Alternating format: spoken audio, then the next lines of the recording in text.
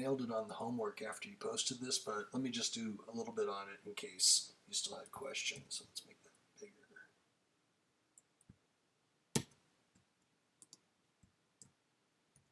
There we go. So what this number in front is just a multiplier, and what it's going to do is multiply your outputs or your y values.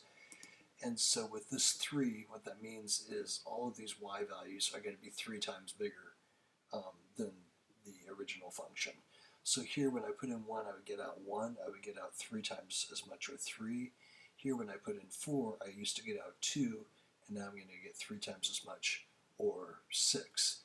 So let me graph that first one. We said it was going to be, instead of 1, it would be 1, 2, 3. And if you look on the 4, right there it is on the 6. So it's tripling the y values. And then once you do that, then you would shift it to -4, so that'd be right 4. So we would just take all these points and go 1, 2, 3, 4, and 1, 2, 3, 4. And then there's our graph. You could also just draw it starting over there, but I didn't.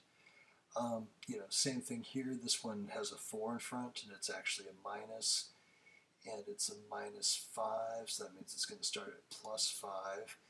With the minus, that means it would open down. So there it is, not stretched, shifted 5 to the right, and opening down, and then it's going to be 4 times as much y, so we're at 1, 2, 3, 4, and that would be my graph. And that's kind of what there is to graphing these. One thing I'll point out on the exam is the exam is paper and pencil, and so make sure that you can kind of draw that parent function for yourself so that you can then draw the transformed ones. And it seems like on this question, people, because the computer kind of helps you draw the function, they don't ever realize, root x is this one, and absolute value is the v, etc. So just something